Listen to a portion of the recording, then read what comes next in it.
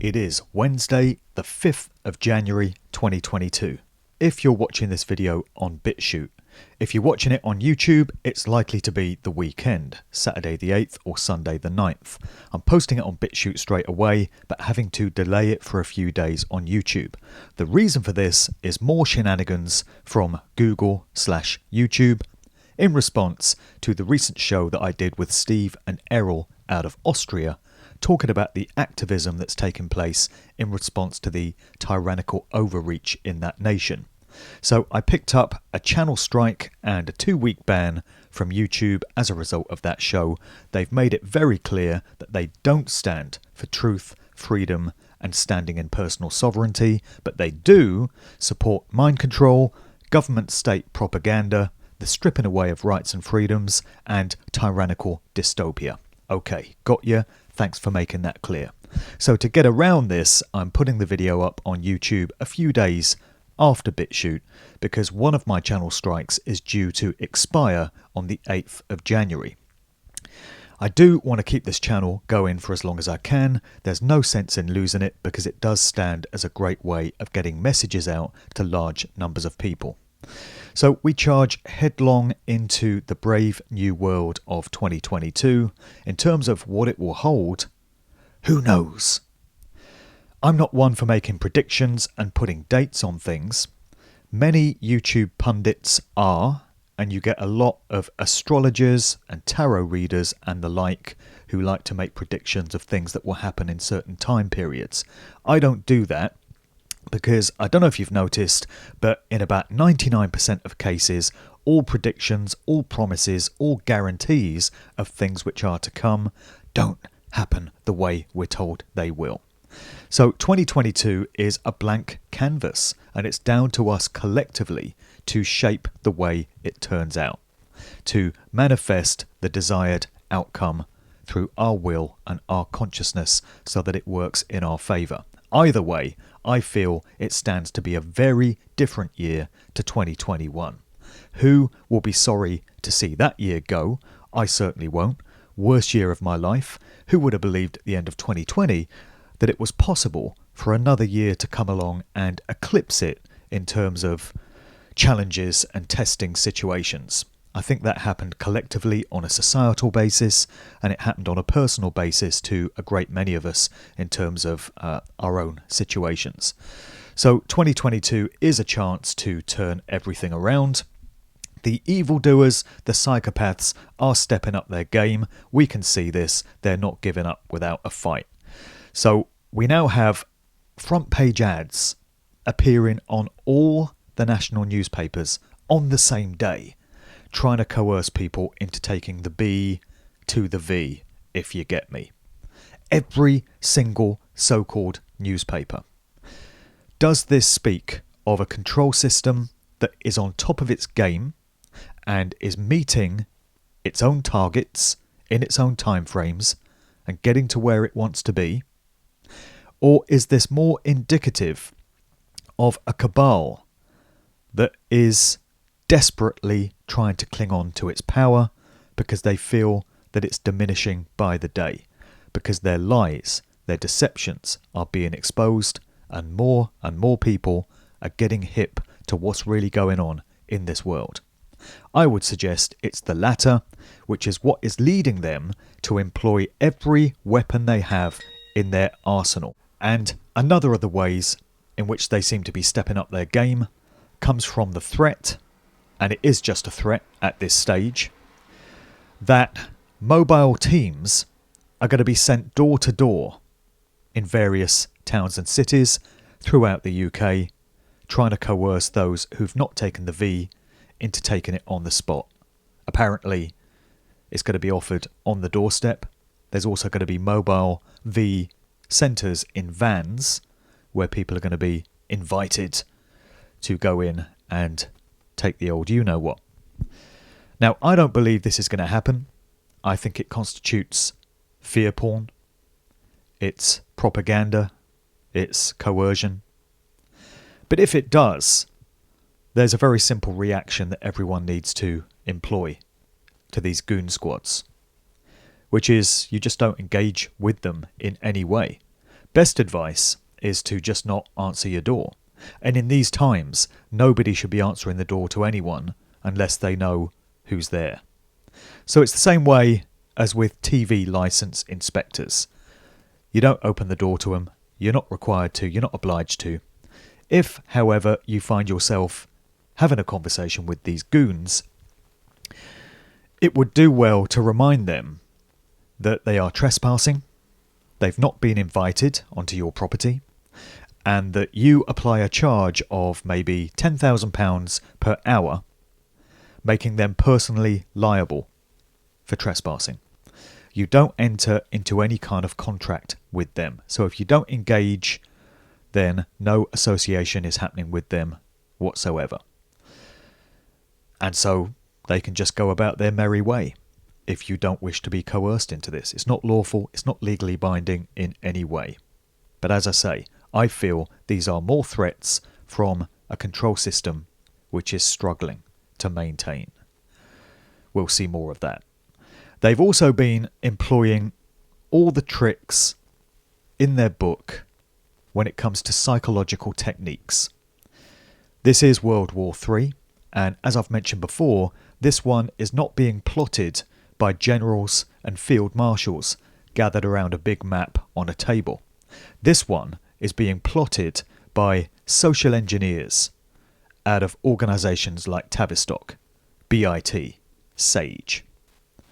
It's behavioural scientists, it's psychologists, it's professionals who know how the human psyche works and they understand how to manipulate it.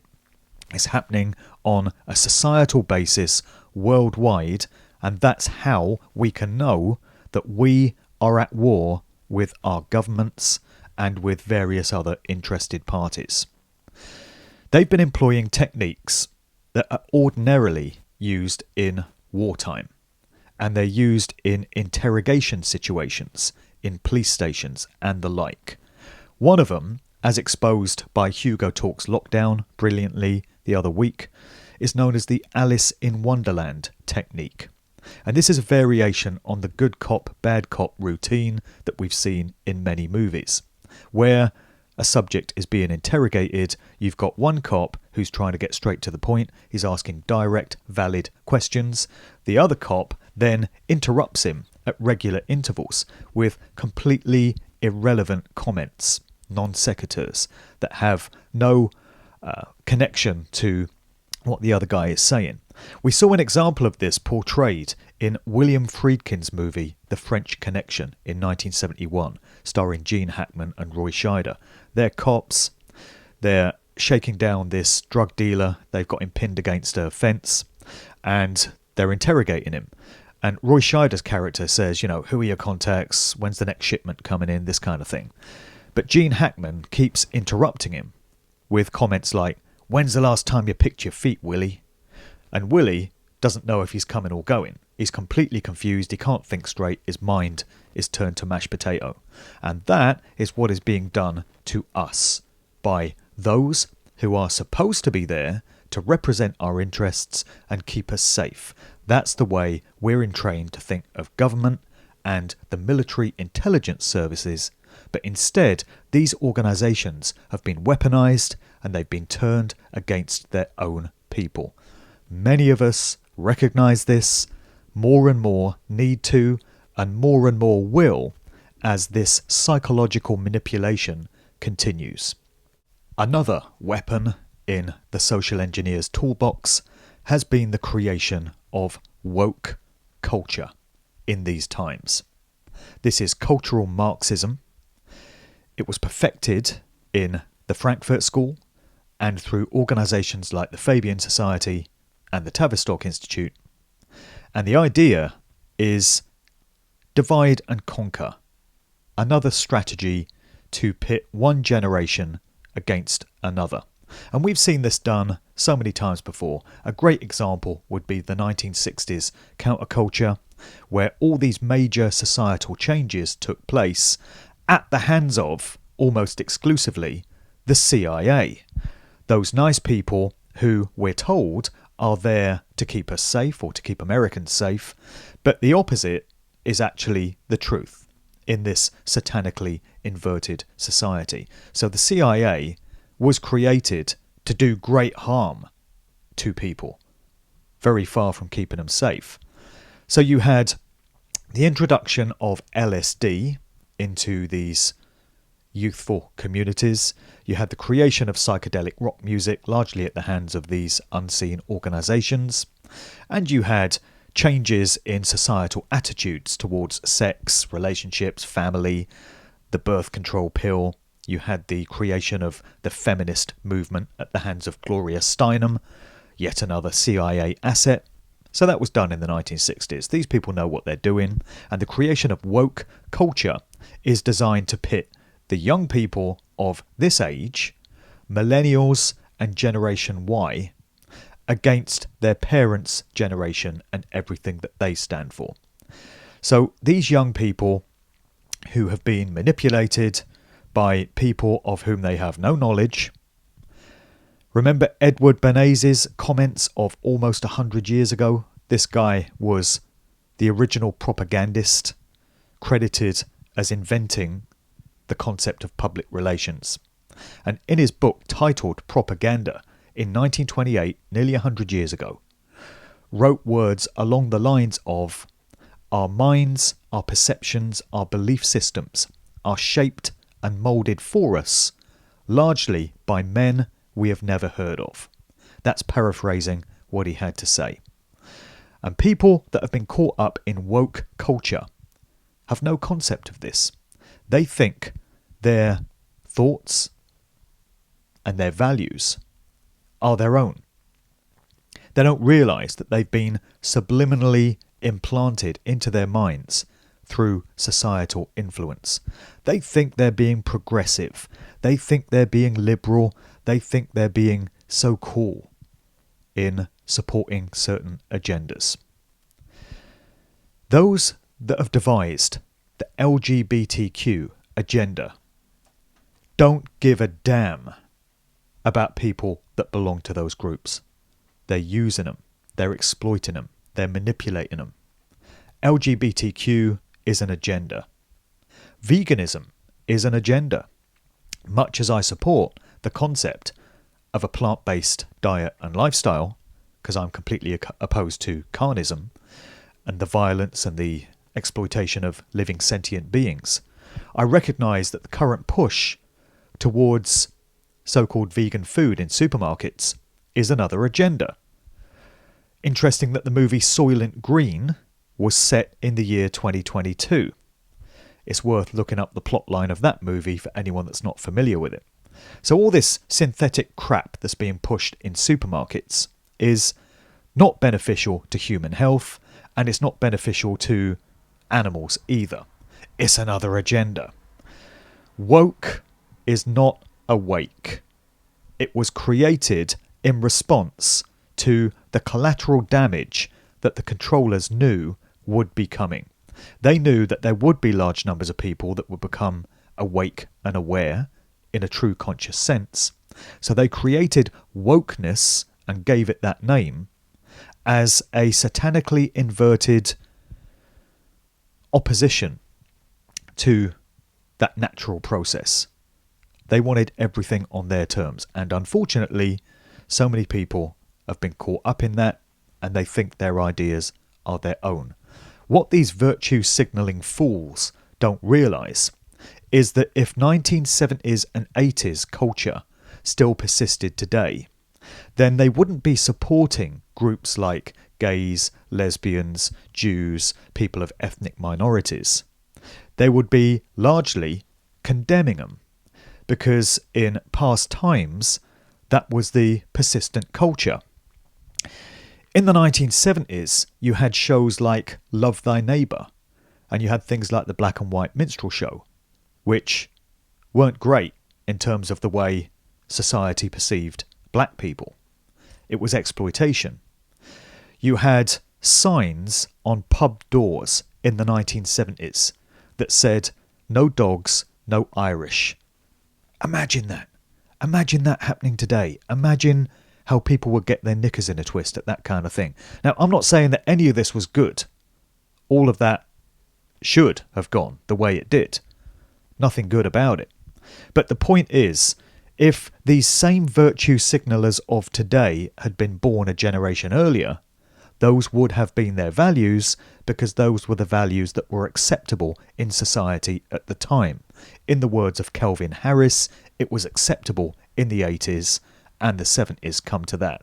And isn't it incredible how the lefties of the woke movement frown on discrimination against any group in society?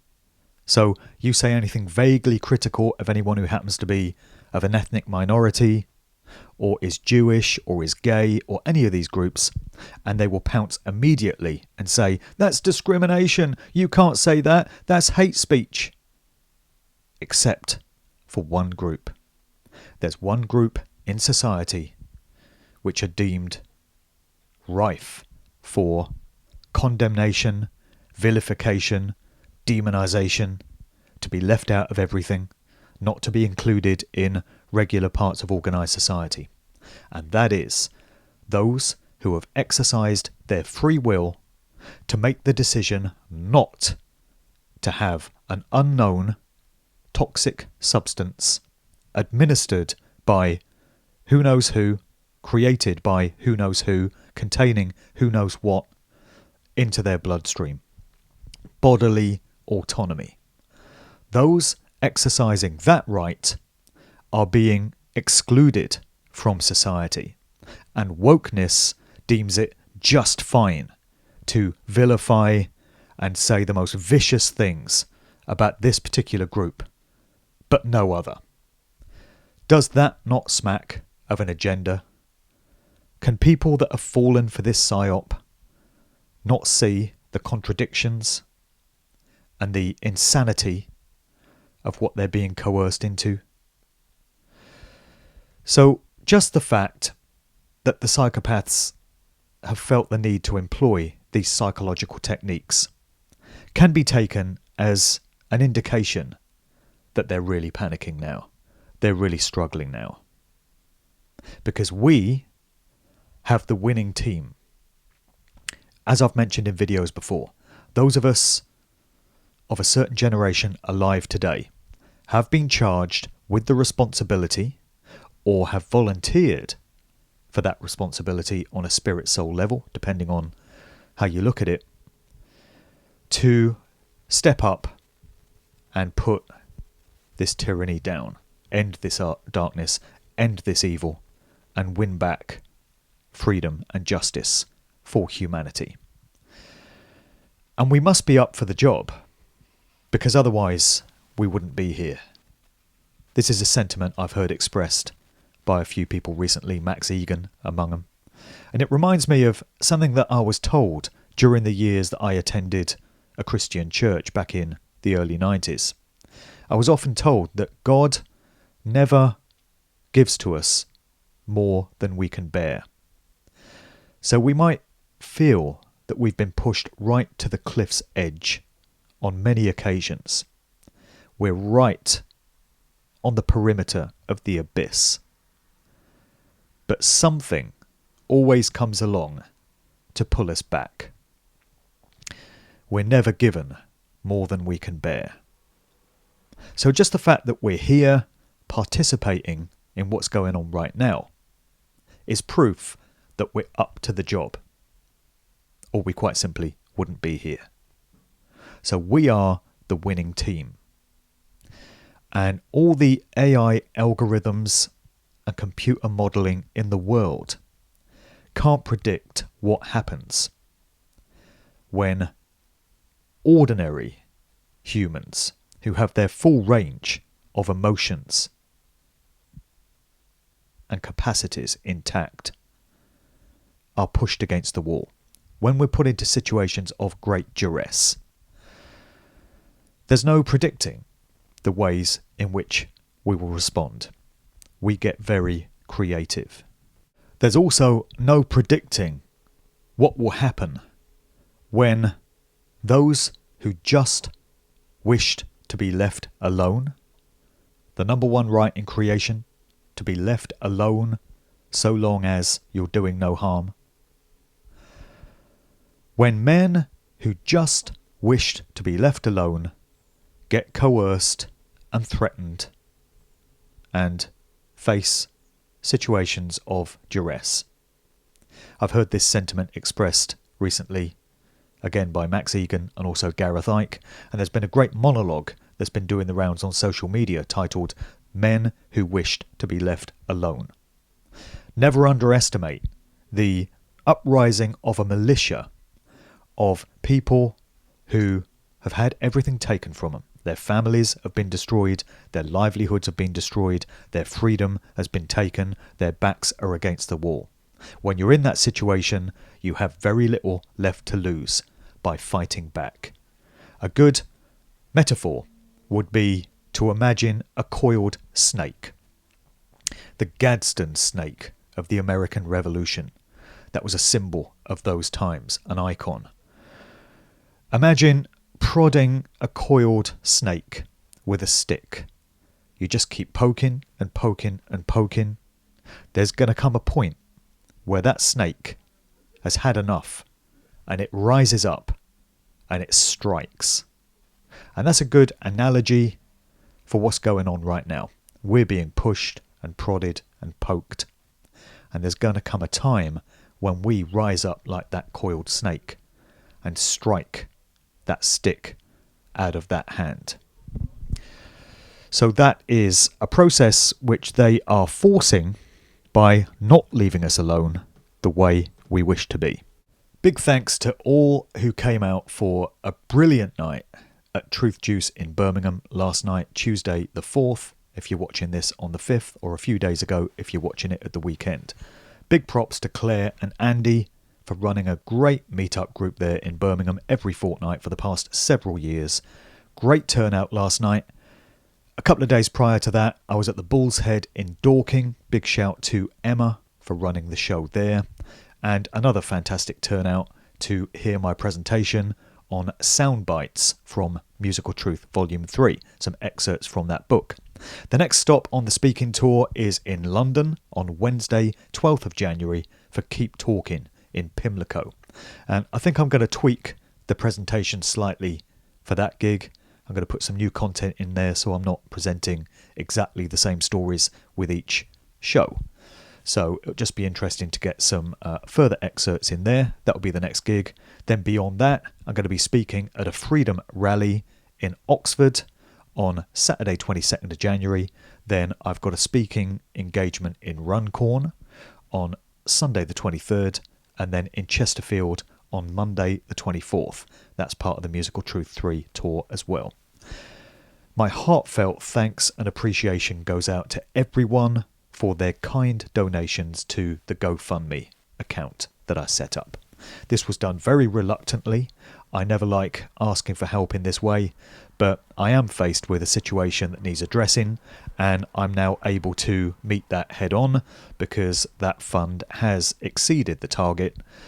So again, I'm hugely appreciative of everyone for kindly supporting me in that. I'm now able to start looking for a new place to base myself, along with my youngest daughter, and continue my work. It's likely that these videos will continue from this location, where I'll be able to come in the daytime to carry on working here, but I'll be basing myself elsewhere. So that situation is underway right now. Thanks again. There's going to be a new episode of The Sound of Freedom coming very soon, the Conscious Music Podcast. I do need to collate a whole load of recent music, and there is some fantastic stuff being created. This is another thing about situations where people are put under great duress, testing, challenging times. These harsh conditions do tend to spawn fantastic art. It really sparks the creativity in people. Whether it's writing, poetry, painting, songs, there's just something about these conditions that bring out the very best in people. And there's been some amazing music on a conscious freedom kind of tip in recent weeks. I need to put that together. The Sound of Now continues every weekend on Mixcloud. That's consciously uplifting spiritual soulful house music, and I do enjoy putting 2 hours of that together every week. Watch out for it on Mixcloud, also via djmarkdevlin.com.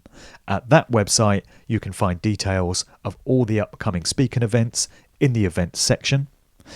So again, I just want to thank everyone for the kind support in recent weeks. It's been hugely humbling and gratifying. It's just wonderful to know there's so many great people out there, and we are a team, and we are the winning team, and 2022 is going to prove that to be so.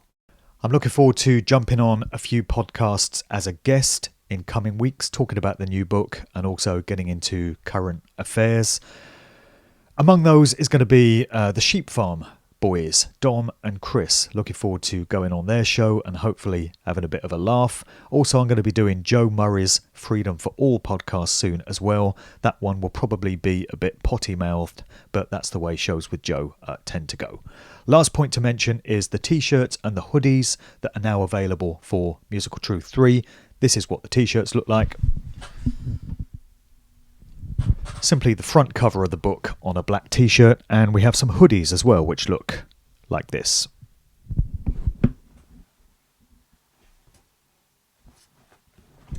So these are all available in small, medium, large, XL and XXL sizes.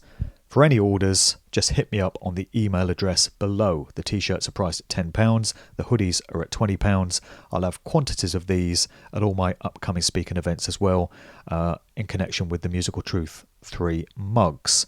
So hope to see people out and about at a few of those in the coming weeks. And in the meantime, I hope you'll continue to catch me on the podcasts and on these videos. See you soon. Thanks for listening.